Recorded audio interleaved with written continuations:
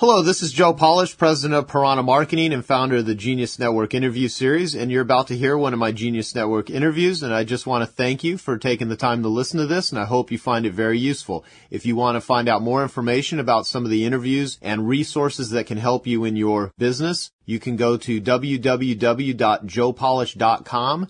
And we have a Joe Polish Recommends section with all kinds of resources and vendors and services and products that we recommend that can help you in your business. And also for more useful interviews and a whole list of other people that I've interviewed, you can go to www.geniusnetwork.com. Thanks and enjoy the interview. Hello, this is Joe Polish, and today I've got my friend Loral Langemeier on the line with me. Laurel, can you hear me okay? I can hear you great. Thank you.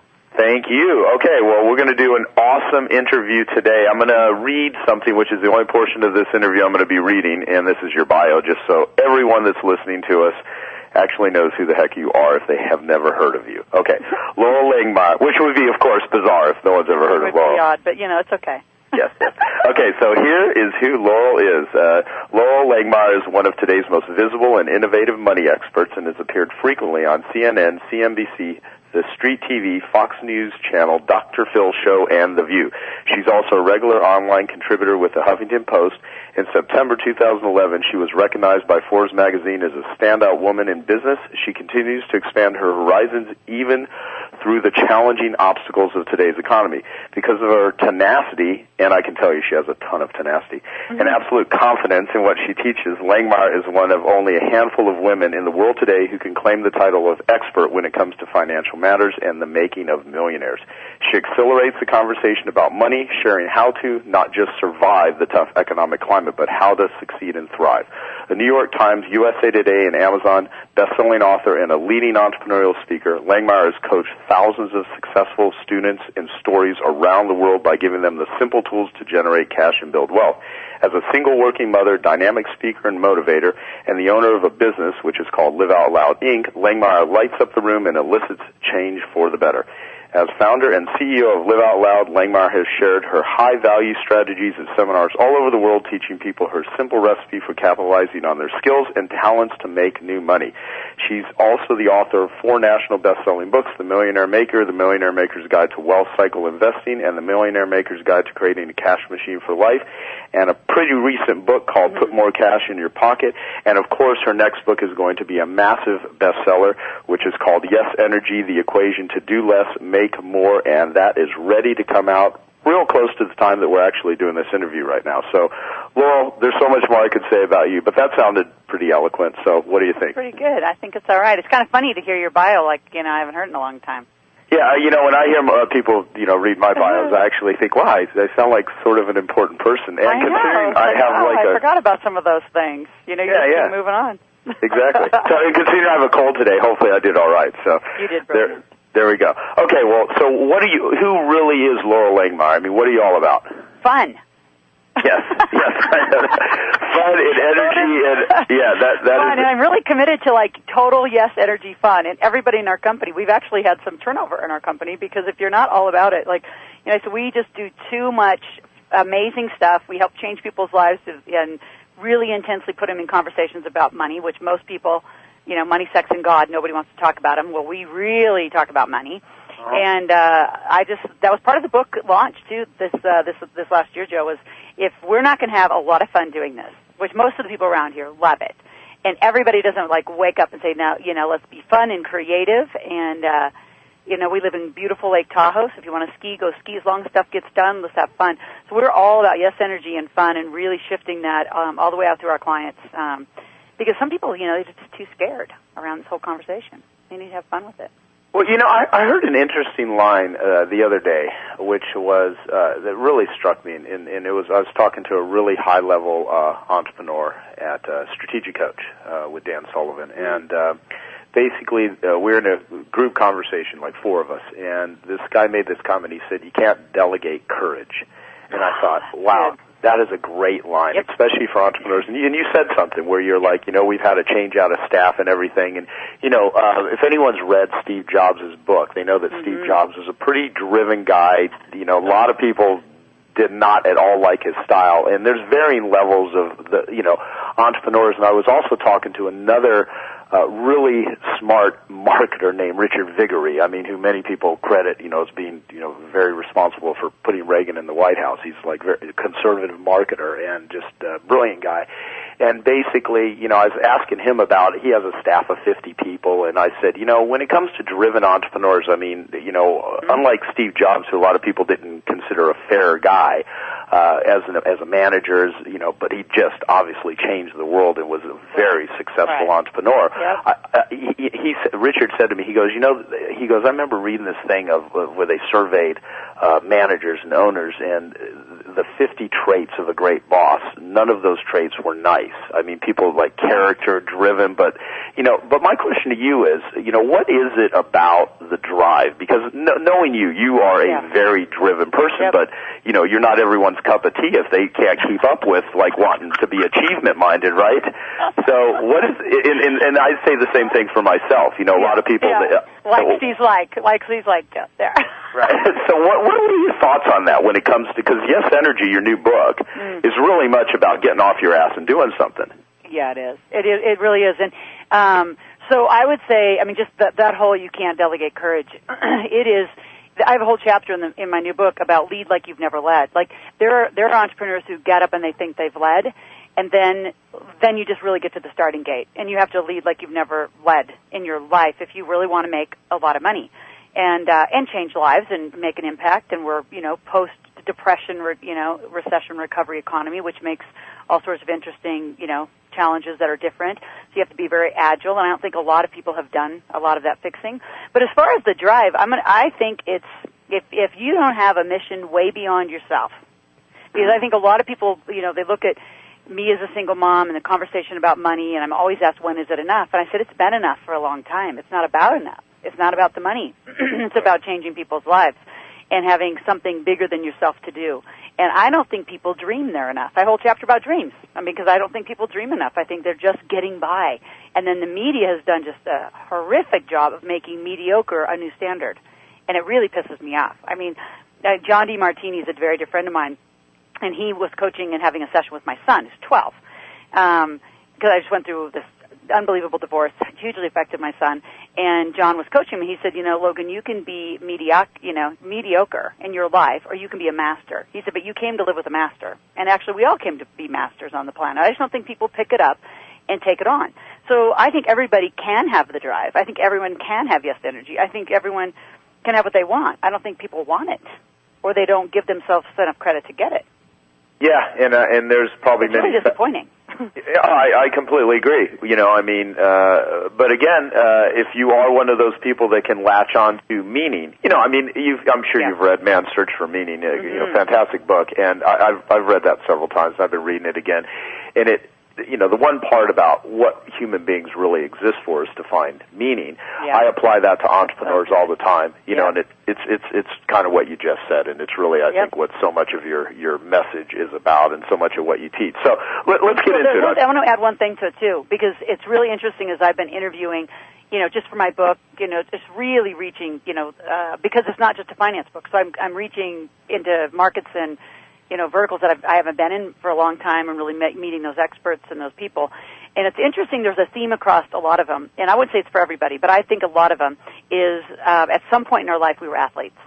And I have never talked about it a lot in interviews, but I've really committed to bringing my whole health. I have a master's in exercise physiology, so it's one of those little things I've left behind when I became a money expert.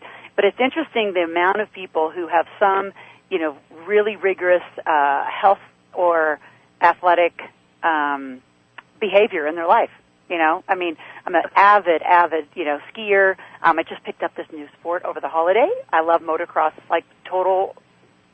Oh my gosh, I'm having so much fun riding motorcycles in the dirt on rocks. Really? Love it. I didn't know you were doing that. I didn't either.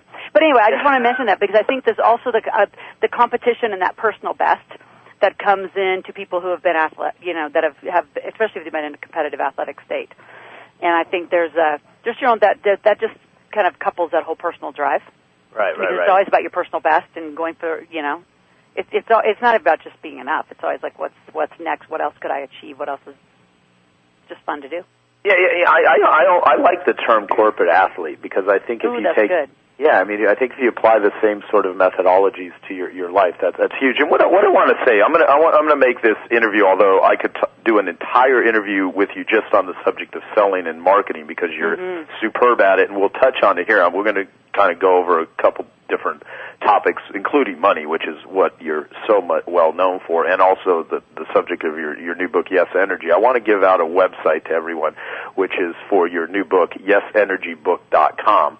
A couple of reasons. One, blatantly, go buy Loral's book. It's a new book, pre-ordered if you happen to hear this interview right before it comes out. And so as soon as you hear this interview, go and buy the book for this reason. For one, you're going to get a bunch of bonuses with all kinds of stuff that you'll be, ethically bribed with, and all kinds of goodies, and it's obviously worth a very small price. And you can see that at yesenergybook.com. I mean, what is the price? I mean, literally. Why don't we just kind of... That's $24.95. When they go to my site, yesenergybook.com, they get immediately a 5-day boot camp on Yes Energy, how to activate it in their life, and they get to listen to 44 interviews, which aren't done until February 16th. So, I mean, just world-class interviews of 44 world thought leaders. So they will get those interviews, and what else do they get? Just a whole bunch of fun bonuses. Bunch of stuff, and I want people that are marketers, because there's a lot of you that listen to ilovemarketing.com, and I'm going to make this a bonus interview because just thousands of people go to that site, and I want you to actually see the marketing techniques and strategies that Loral uses in the promotion of a book. So not only will you be able to read her book and get a lot of goodies and just ton of stuff, you'll be able to actually see how a master marketer actually positions and packages knowledge and wisdom and shares it with people. So there's a couple of reasons why I want you to do that. So we're going to kind of go over different things. So Lo, you have this title. You're kind of known as the Millionaire Maker, and you've helped literally create, as far as I know, thousands of millionaires, and you do this using a 7-step process that you call the Millionaire Makeover system. So can you explain what that is? Yeah, I take people through, there's 7 things that really seem maintaining millionaire status. There's one that I'll speak of at the end. But the 7 things that I always drill into, and it's still the Millionaire Maker, my first book, my first big book, in 2006, is still my all-time, I think we're headed towards, I don't even know how many copies have gone out the door. But in there, I do a gap analysis, which is where are you and where do you want to be? And a lot of people don't even know where they are financially. So it really starts with, number one, is your relationship to money. And you're really engaging in your relationship to money, having conversations. I'll ask people all the time, how much money do you make? And their eyes are just stunned that I'm that forward about it.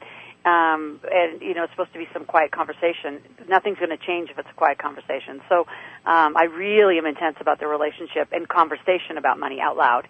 And then I get right into the books. So where are you? What's your beginning? P&L, balance sheet is electronically organized. Do you have a, segregated per company? Are you an entity and tax structure? So I get very rigorous about where you are in figuring that out, and then how to create systems and cash management systems to maintain it. And then the big one is, what do you want? And a lot of people don't know that one. That actually is the third. I call it Freedom Day. I would call it retirement. I think a lot of people have retirement goals. Retirement means to put to pasture. It's a horrible word. It should just be absolutely deleted from the dictionary. It's the worst word. I have to interrupt. Like yesterday, I was being videotaped for a documentary, and the guy asked me the same question. He's like, what is enough? I mean, when does this all end? And he's in my office, which he thought was stunning because this is the coolest office. And he's like, and I said, well, the word retirement is an agricultural term, which means to put out to pasture, I mean, why would, if you've got something useful that you have to share with the world or do, why would you ever do that? I can't even comprehend that concept. Ever. Yeah, anyway, so. Oh, yeah, and then budgets are like diets. No one ever does them. It's a horrible eating plan. It's a horrible spending plan. So those are the 3 words I think should be deleted, but retirement's the worst. So I call them Freedom Day. I said, what are your Freedom Day goals? And also I like that it's unassociated to age, because I have millionaire children. I was on The View with Barbara Walters with millionaire kids. Now, clearly their parents are deeply involved in the company. Doesn't matter. It was the kid's idea. And so I like that it's unassociated to any age. So what are your Freedom Day goals? And that's the 3rd one. And that one takes a while to figure out, because in the beginning it's outside of a job, which is a fixed income. So fixed income, financial freedom don't go together. If you want a job, then you don't get financial freedom. You get a fixed income where the government's taking 30-40% tax off the top. They're going to control all your spending, and you get the crumbs that's left. And so just don't whine about it. Like I'm really recursive about that. If you want financial freedom, then you go be an entrepreneur. It's what we were founded for in America. I've, a lot of my work. You only have to read a little bit of my work to see how passionate I am about entrepreneurialism. So, Freedom Day at the beginning is out of your job. How much do you need just to do basic life? And then the next Freedom Day goal is adding team. Getting your house help, getting your online marketing, getting your sales team, getting your accounting team. So then you need that next level, which is at least $100,000, $200,000 company minimum. And then we take those companies up to million plus. So it's relationship to money, know where you are and know what you want in very realistic terms. And then the fourth, which is a big one, is your relationship to debt. So many people are averse to leverage and debt and don't know how to do it. And they do it inappropriately and they over-leverage, which is what we just seen.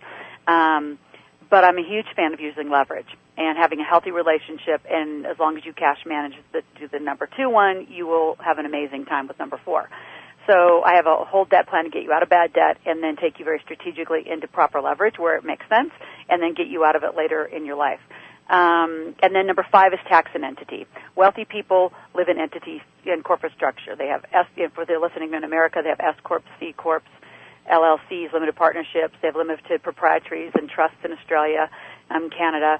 So we work with people all over the world to set up these structures, because in that structure you make money, and then you get 73,000 pages of tax deductions in America. Don't you love that number? Just 73,000 pages of tax deductions. I mean, it's so exciting and creative. I love this whole conversation, you can tell. Then we teach them how to do that and how to do that properly and how to live in corporate structure and how to have your kids be involved in the companies. And, my daughter's a model for the company. My son works in the marketing department for my company. They travel all over the world with me, and they are little tax deductions. It's awesome. So I always say, if you don't have any kids, you should get some. Again, relationship to money, know where you are, know where you want to go, relationship to debt, tax, and then my favorite one, which is what has sustained Live Out Loud for years, is your money better make money. And I start that planning at a double-digit return. So I think your portfolio should be in the 10% or higher. And then how do you do that? And that's not the stock market. Now, you can do the stock market if you're trading, and that could be a portion of it. But wealthy people invest in alternative assets. I mean, Joe, you own your building. I own my building. I have several buildings that I have my offices in. We own real assets, and I love gas and oil. I love other companies. I buy other companies. I like franchises. I like cash flow businesses. So a lot of my work is really teaching people how do you even look at that? How do you look at that paperwork? How do you even manage that? Because most people don't know about that. And then the last one is a team. You're never going to do this by yourself. Never. There's so much to learn, and there's so many amazing people who are experts, like CPAs, from tax lawyers to international tax lawyers to financial planners that are alternative to real estate experts, gas and oil experts. You need people like that on your team. And so I also love teaching people how to find these people, because there's a lot of scam crap in that space too. So How do you sort it out? How do you sort out who's good and have high integrity, and is it going to just take your money and go run off, somewhere with it? How do you hold people accountable to, a real estate transaction you're doing across the country? Most people don't know how to do that. Anybody can buy real estate in this market. This is the greatest real estate market. But boy, if you can't manage it and you want some, piece of real estate in Ohio, who's flying across the country? You're going to jump on a plane every time something goes wrong? So I teach people how to manage their assets once they get them. So those are the 7 broad steps. I could talk for hours about them, but those are the big 7. And when you learn and manage above it, it's kind of the work on your wealth plan instead of so deeply in it, then it moves. And so many people get so deep, they worry about debt, they think they're going to get out of debt. A lot of mistakes people make. But the biggest one that sustains millionaire status is your ability to make money, which is your skills. What are you doing to make money every day? If I can pick you up, because I know you, Joe, you could put you in any country, regardless of language barrier, in the world, and you'd make money probably in a couple hours. Yeah, if I need to, I probably would. Right? I know I would too. I would bet there's a lot of people that are listening that could do it. That's ultimate freedom, right? Pick you up, put you anywhere in the world, make money I'll even give you 24 hours you could make money, right? You sell your knowledge. It's not hard to do, but most people don't get it, and they're scared to death to sell. Well, let's speak to that in just a moment. I'm gonna come back to that. Scared to sell, because that is a huge thing. I think it's critical. If someone cannot get over that fear, if they don't reframe it in their mind and develop that skill, I mean, they're lost. It's just nothing else is going to happen. So that we're going to come back to that. One thing I do want to ask you now, everything you just mentioned, I mean, that's an enormous amount of skill sets within there that not only you have, but that you're teaching, but also a lot of people could be listening to that going, my God, that's daunting. There's so much stuff to do, which of course I think is a big reason why you wrote Yes Energy, because you got to have energy in order to take this on. So, since people would even read a book or listen to this interview, I mean, that separates them for the vast majority of people out there that simply don't pursue any type of betterment education. So my question to you is, what can't you teach people? Because I know you can teach them all of these things you discussed. So if people are like, well, how do I do this? Well, that's obviously why people like me and you exist in certain areas. We have skill sets, and it's one of the things that we do, and it's part of our business. So what can't you teach? I mean, what sort of person would you be incapable of helping with this? And that's a great question. And I do want to reframe the daunting task of becoming a millionaire. It's why only a very, very small percent of the population take it on. And women, there's less than 3% that ever make $1 million company. I mean, women need to get with it. That's why I love that. I think I've, come here being a woman, so I can be very, bold in that space, but, and model that. Right. But I also chunk it into 3 to 5 years. I think I know I can help you. If you do everything that I teach in that, you can be a millionaire in 3 to 5 years. So it's not like you look at that list and say, oh my gosh, I'm going to do it in the first quarter. You look at that and say, how am I going to chunk this into a 3 to 5 year plan? And who I can't teach are people who have no motivation or no desire. And I don't think anybody can teach them. I think they're they don't want a bigger life, which is the oddest thing to me, which then I would speak to the spiritual nature of them, of why they came, to the planet, because I think everybody has something that they can do to contribute. And so people who are not motivated, don't want a bigger life, want to just, get by. I actually, the people that are scared to death to quit jobs, I have a lot of success with people in 120 days, in 4 months, quitting their job. But they got to do everything, and they can't be scared of selling. They can't be scared of marketing. So I would say, it would be the unmotivated, the people who don't care. Those are the people I not only can't teach, Joe, I don't want to.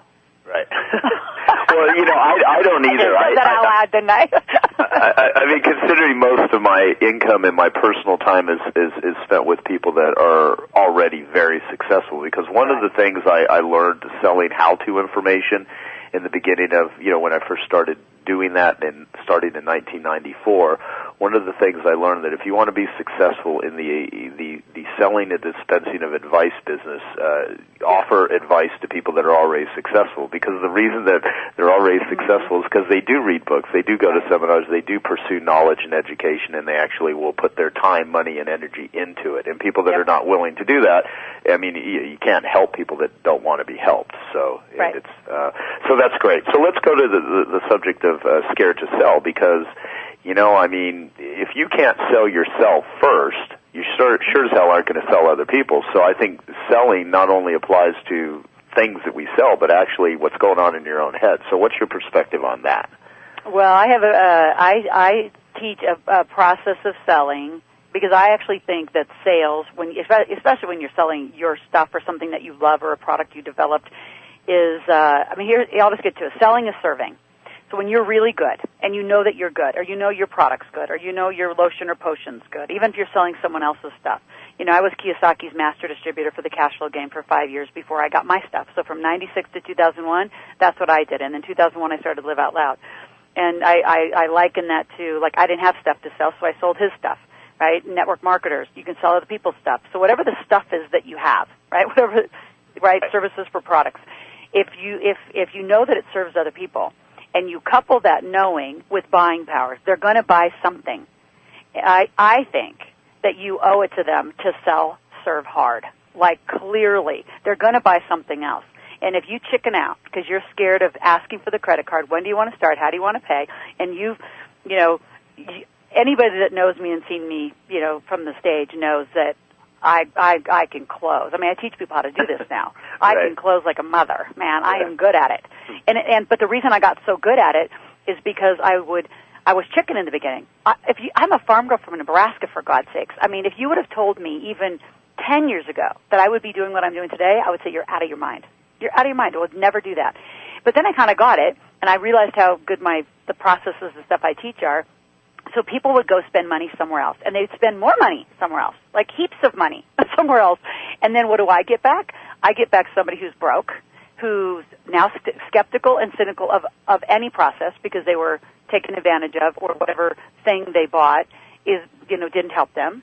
And I know that mine, which was less expensive, higher value, and would have changed their life, was better. So I just got really intense about it. And I think that's when anybody listening gets that just so certain, and it's not arrogance, and it's not manipulative, and it's not dominant. Because I think there's a lot of people who NLP the hell out of people in a really manipulative way. Mine is just straight, authentic. I know that I'm going to help your life. Do you want it helped or not? And when you get there, you're not selling. You're just damn certain. Like And so when you get there, that's yes energy. And I mean, money it just shows up. And I think that's what people got to really realize is if you let them go and they go buy something else, you're getting back a whole mess that you created because you were chicken. How about that? No, it is a good way. Once you really wire your mind to actually understand that if you truly do have something that can create value for other people, and you don't do everything within your power that's legal, moral, and ethical to put it into their hands, then you're doing them a disservice. Now, of course, I always have to do the caveat because someone could always have shit in a box and say, well, I'm going to convince myself that this shit in a box is really going to change someone's life, and if it doesn't, they're going to be screwed. I mean, you can NLP your own brain.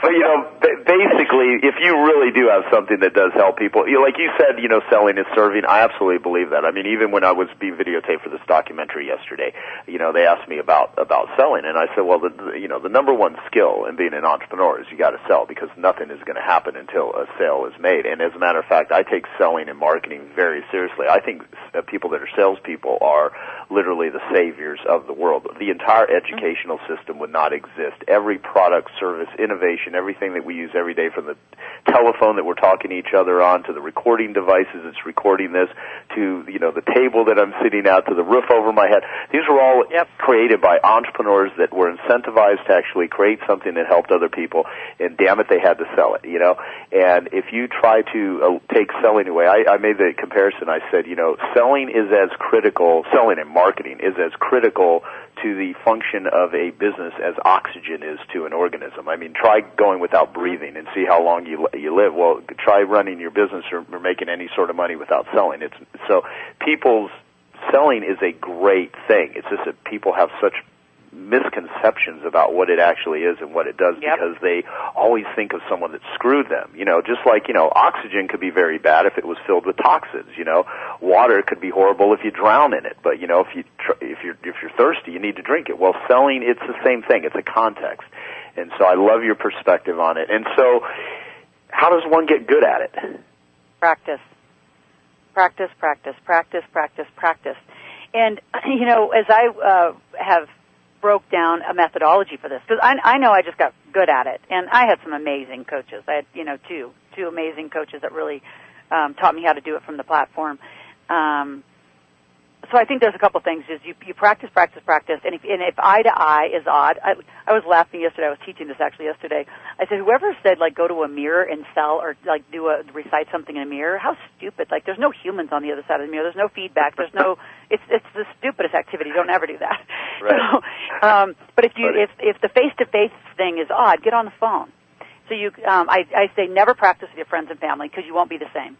So you need to practice with mastermind folks, in that context. I do this 3-day workshop where I put them eye to eye, 100 people at a time, and they have to practice 40, 50, 60 times in 3 days. Yeah. And they're a little stunned. They all make money, and they wonder why. It's because you finally learn to ask. So I think you got to practice out loud, and then you have to be around people who have more mastery at it to learn the talk track. Because women especially, they talk too much. They chat too much, and it's almost like they're the part of their sales talk track is validating. They're talking too much about themselves, and it's almost like they're validating their own worth and their own deservability versus get off of you and your conversation and get over to the other person of how you're going to meet their, needs, solve their problem, and serve their life. It's all about them. You want a great sales interaction, be curious as to how about that person in front of you and how you can help their life and, give them what they need and they're going to buy. So I think you got to practice out loud in very strategic environments. I think that it was people who have, more experience. I mean, that's how I got really good at it. I just kept practicing and practicing.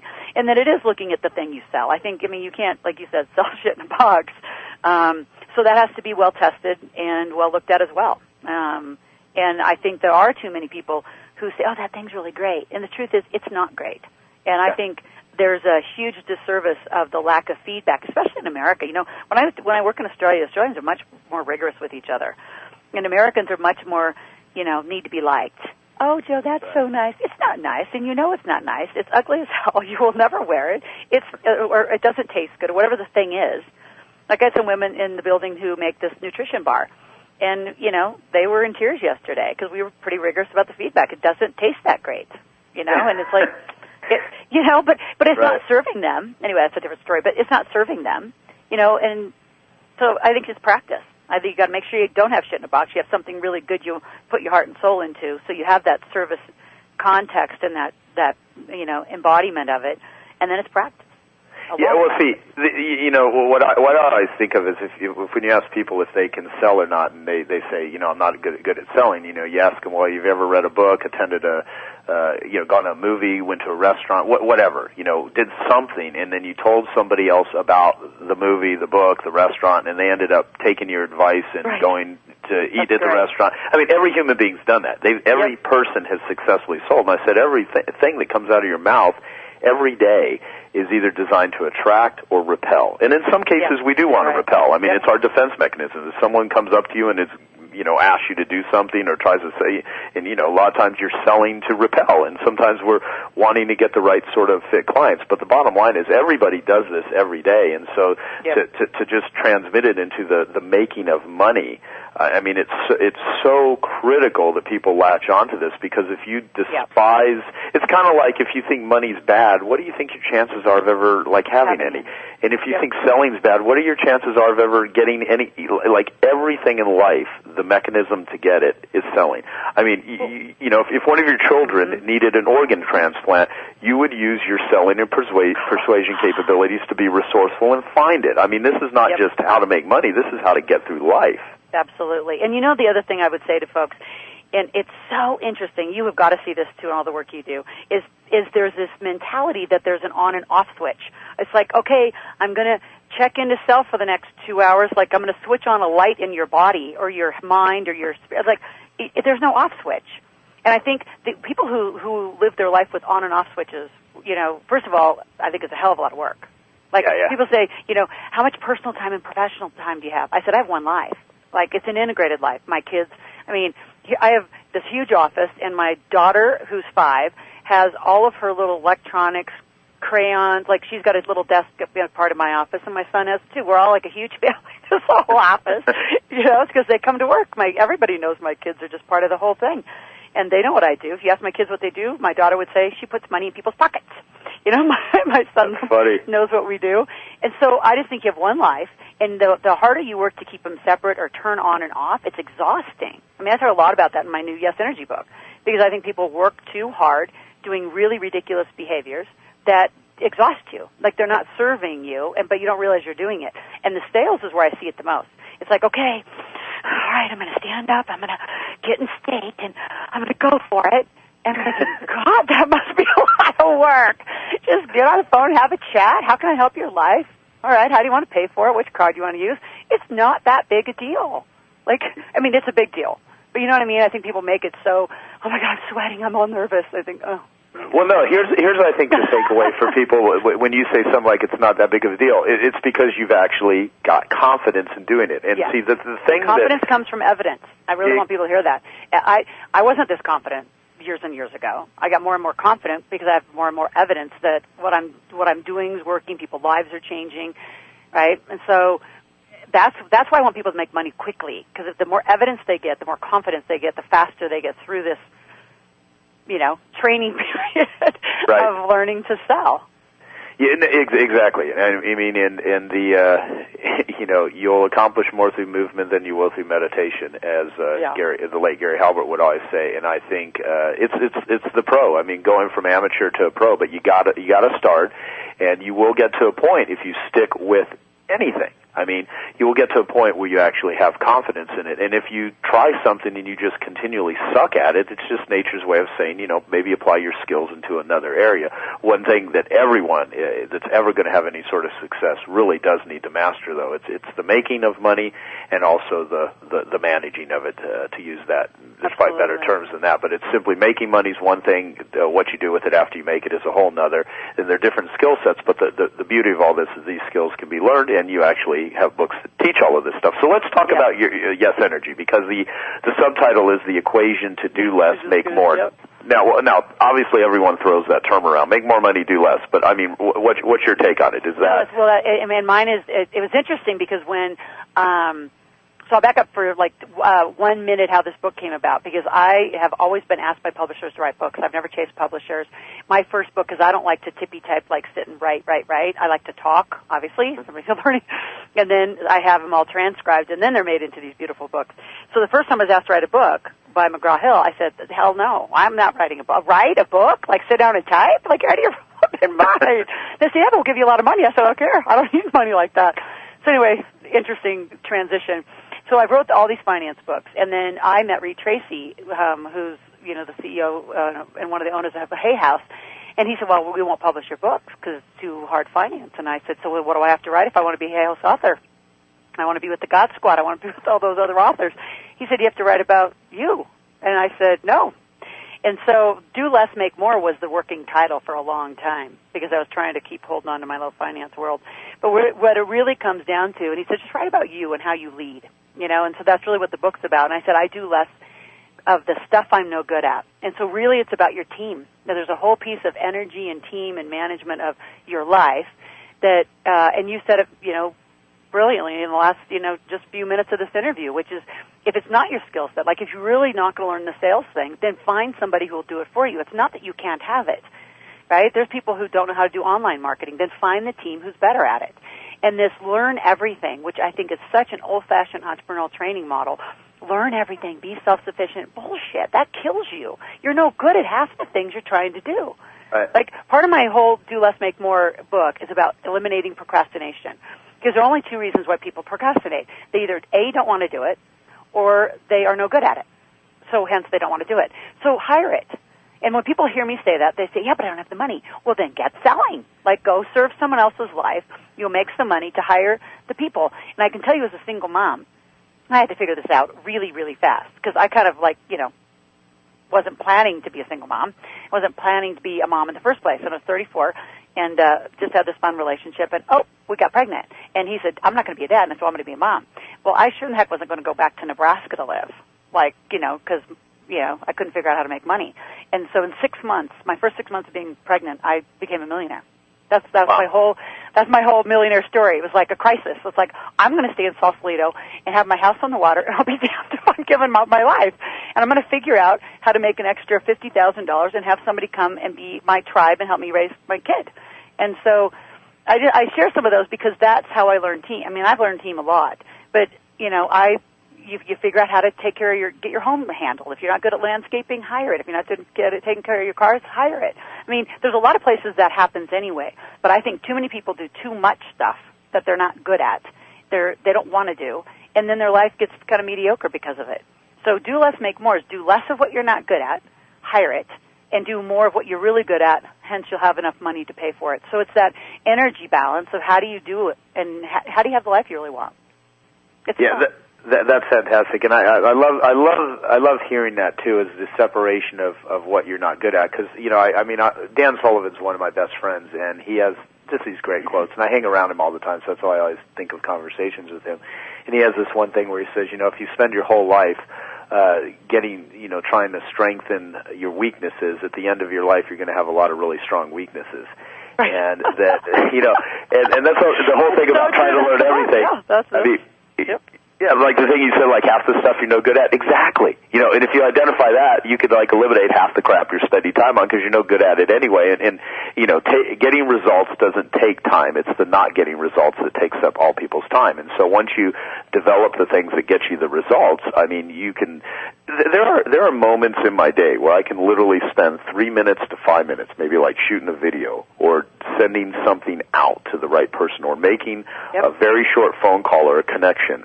That one thing alone could be 1,000 times more valuable than all the other activities that I do in a particular day. And it's the more that I identify those things where I have true impact and spend as much of my time on those and delegate the rest, that's where success comes from. And I mean, everyone has that ability if they pay attention to it. So let's go through Yes Energy. When someone actually adopts this system, let's go a little bit deeper into what it actually is.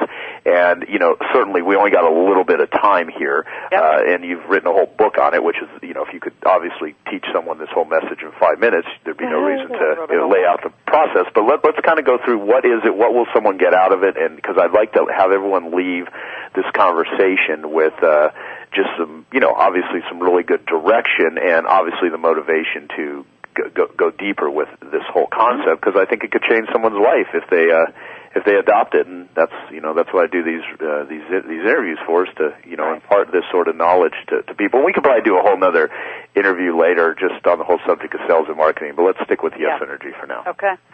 So Yes Energy, I mean, again, I wrote it for a lot of reasons. And as I was looking at my life and how I have, I've led, how I've done this whole, financial venture, Live Out Loud, we're international. I put a formula to it, and I said, well, how do I lead? So I've developed an equation. So it's the equation to do less, make more, and there's 8 elements to the equation. So the first element, and I always have to say this now because my son is hysterical. He's an honors math student, like brainiac, and so he looks at this equation. He said, Mom, it's just, you cannot. He looked at it, he threw the book down. I said, what are you doing? He said, Mom, you should be ashamed of yourself. Knowing finance, this is not a mathematically correct equation. So I say this, not mathematical. It's about how to lead. Oh, he's so cute. So it's change the conversation. So it's a delta sign with a C. So you're going to change your conversation. And that's in a lot of ways. It's not just change your conversation about money. It's change your conversation about yourself, your responsibility, your accountability to your life, the way you talk to your children. I have got to write a whole book about that. So change your conversation. So I have a whole chapter, and each of these 8 parts of the equation are chapters. So you got to change your conversation. And then there's a whole next section of F and C2, have faith, certainty, and confidence. And so I speak a lot. Spirituality is my highest value, and it's probably the first time I've come really loud about it and what it means to me, and a connection to a higher source. And for people who aren't that spiritual, I also write just about having faith in yourself. I think very successful people have a lot of trust and confidence, certainty, and faith in themselves and what they're doing. And how do you find that? How do you condition yourself for that? And given my exercise background, I talk a lot about getting in shape. And that's not just physical shape, it's getting in shape. Your life and my life, just in the month of January, Joe, could probably topple most people's lives in a year, like what we do, right? Yes, but you don't fall down and, exhausted at the end of the day. I don't fall down exhausted because we know how to manage through it. And we've also gotten in shape for it, so we're used to the intensity of it. And a lot of people are really sloppy. So faith, certainty, and confidence. And then I have a big multiplication towards, multiply all that times your dreams. And I go through a whole process of how to get reattached to mastery, living a big life, having fun. And what are your dreams? Even if it's, one of my dreams and one of the goals is I'm taking my children to all 7 continents. Before, I said 20, but now I'm changing it to 18. And I got my Antarctica trip planned with Nick Halleck, who owns the Thrillionaires. We're going January 2014, 2 years from now. We'll be in Antarctica, running around with the penguins. Dog. I can't wait. You should go. Okay, go. So yeah, we'll have to talk about that. We're taking 52 people on a private ship. Nick, so it's gonna be fun. So it's again, just change your conversation: faith, certainty, confidence, your dreams, and then add your gifts. You all have amazing gifts. Everybody's got amazing gifts. And again, that goes back to the do less, make more. Do what you are really gifted at. And most people have 3 to 5 things they're just amazingly brilliant at. And if you really focused on doing those gifts properly and strengthen those strengths and hired your weaknesses, you, within moments, would have an amazingly different life. And then plus the team. So I have a big T sign. Again, I'm a huge team fan of getting the right support in your life and having people that are way better at things in your life, doing things that need to get done in your life than you are.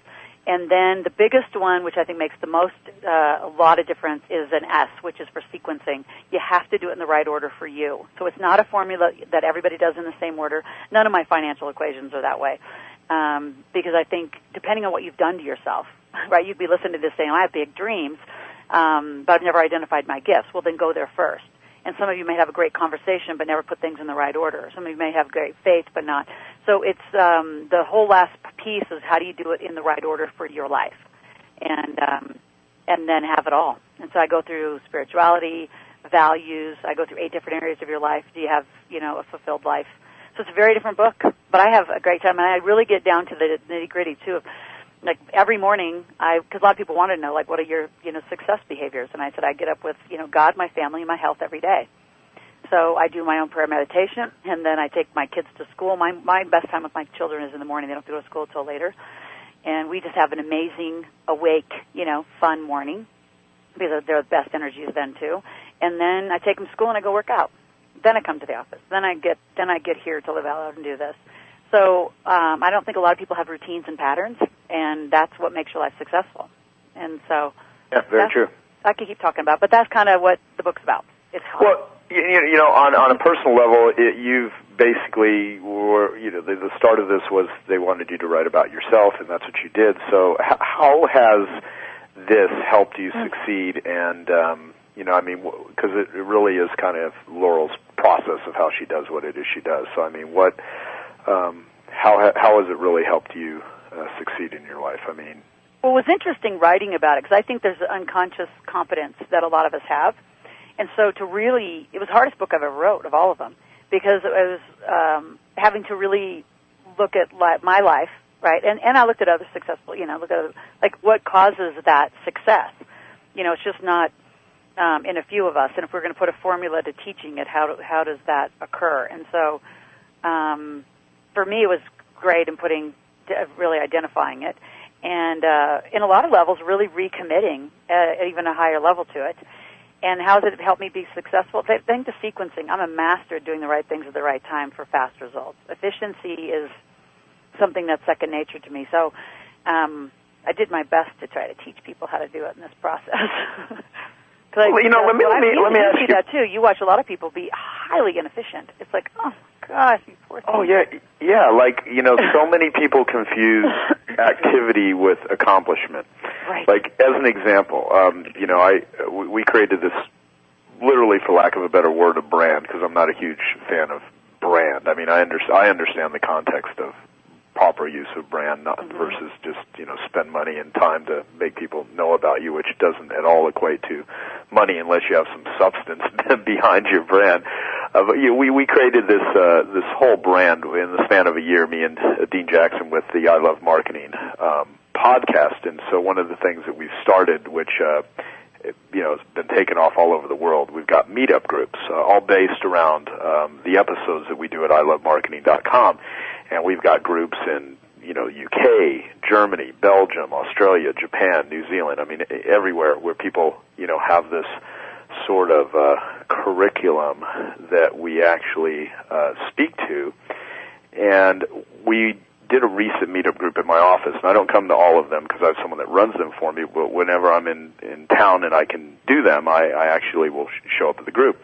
And one of the speakers that we had, and it wasn't even a speaker, it was just a guy, he's a buddy of mine that walks people through how to actually run Facebook ads and make money, and this is how this guy makes money, and very simple but very smart stuff. And I asked everyone in the room, how many of you actually have ever ran a Facebook ad? And so there's less than 10% of everyone in the audience actually said they had run a Facebook ad. But how many of you spend 30 minutes, an hour, 2 hours or more on Facebook every day? And almost everyone did. And there were several people that spend more than 3 to 4 hours a day on it. And I said, well, let's just look at that. you're spending the time on Facebook. The difference is on this side of Facebook, you make no money and you stay busy and maybe interact, and that's cool, and you get to watch a bunch of videos and interact with your friends and look at photos. But on this side of actually doing it, you make money. See, this activity will create accomplishment. This activity over here, not that you shouldn't be doing it and maybe it's fun and enjoyable for you, but it's a completely different result. And so there's so much human waste on just nonsense. And so from your perspective, I mean, you made a really interesting comment. I know how to actually work on the right things at the right time. I think that's what you said. Yep, exactly. Can you teach someone how to do that through Yes Energy? Yes. Mm-hmm. That skill alone is like huge. That alone would change their life. You know, it is so critical. I talk, you know, I'm obviously, after they get the book, when they get the book and, you know, I have their email and stuff, I'm going to invite them to an 8-week webinar, which I haven't really announced at all, but that's going to happen, on how to execute it. And I can tell you the piece that I teach the most, and I teach this to my own private clients, is literally within the day. If you only have a few hours, say, left in the day of like real, like, you know, open business time where, you know, other humans are available, do you know how to drop the right ball? And it's down to literally a minute by minute. Because you could have a jam-packed schedule. Like, you could look at your day and then have something come in. Like, I have this whole A&E TV reality thing just came into my week next week. Like, I have time to just run to LA again, right? So, but it's, right? So it's down to, and I have to meet with a whole bunch of people. So, like, literally, I look at my calendar and say, does that have to happen today to have an effect on my life tomorrow? Or could that meeting move? And I don't think people know how to do that. That sounds so simple to probably some people listening. And to some listening, they say, no, I would just keep my schedule. I'm already busy. Yeah, you're busy, just like you said. I mean, activity and busyness doesn't cause effectiveness. And so there's a time issue to it, but there's also a value issue to it. And then that's when your team comes in. There's also do I need to be having these meetings because I have so much, you know, inherent control in my life that no one can do it better than me, which is the most ridiculous mental thought. But people have that. So those are the big pieces of it is, you know, do you have so much, really, to me, that kind of level of control is insecurity. So do you have that level of insecurity around someone else not being able to handle something, but literally minute by minute, can you do it? And can you have the most effective result in dropping the right balls? Is it kind of, you know, in a nutshell, the big pieces of it. So anyone can learn it. Does it take a while to get good at it? It's like sales. You got to practice. You're going to make some mistakes. You'll delegate inappropriately sometimes, and then they'll make a mistake. The worst thing you can do in that moment is then be right about it, have a self-fulfilling prophecy that you can't delegate. Right? So there's tons of little roadblocks as people start moving towards executing the equation of yes energy and you know, having, I mean, the whole premise is to have yes in your life all day long instead of this, no, I can't do that, no, can't do that, all these stories and excuses. And a lot of the reason, too, I wrote the book is because post-recession depression, oh, my God, there's so much no energy about why they can't do anything. No, I don't have any money, I don't have any credit, I don't have any whining. It's like, get over it. We all went through it. We all lived through it. Get on with it. And then how do you take that into your day? And how do you take it literally moment by moment? That's awesome. Okay, so the website is yesenergybook.com. And like I said, you know, I could do the sneaky thing and say, here's all the benefits you're going to get from the book and all that, which obviously you've listened to Loral just enough even here to get that you're probably going to pick up a few life-changing things from reading their stuff. The other flip side of it, which is since the vast majority of people that listen to my stuff are in the marketing world and are direct response marketers, and Loral is a just highly, highly skilled marketer. That's how she's become a best-selling author. That's how she's been all over television. And you should really watch what it is she's doing and how she packages up knowledge and delivers it. And for $24.95, you can actually experience that whole thing and get a bunch of stuff that's worth thousands of dollars for $24. So go and just opt in, get her book, and share this with friends and just participate and learn and give me your feedback about what you got out of it, because I'm curious to know. And in the future, I will do a much more in-depth interview on just the area of sales and marketing with Loral, because she is a master at this stuff. And Loral, I got to ask you, just because I want to share this with my I Love Marketing crowd, why do you love marketing? Marketing is the answer to everything. It's everything. I mean, sales is absolutely critical, but I put them, really hand in hand. Is I want the marketing to generate the lead so the sales can create the customer. So I really, make those. And I think so many people, they don't know how to generate a lead. They don't know how to attract. They don't know how to do deals for joint ventures. I mean, and I love that you framed that they should watch how I did this book, because I did this book in the most different, and I'll write about. We could actually interview, later how I actually got it done, and it was through the most strategic thinking of joint ventures in the marketing space that I've ever done, ever done. I mean, it's hot. Well, so I can't share that secret right now, but it's extraordinary. So why is marketing? You're going to have a business without marketing and sales. So I don't care what your lotion and potion, what the service and product is, if you can't attract and sell them to acquire the cash to develop the products, you won't be in business. And I think it's distinctions. I think, a lot of people teach money.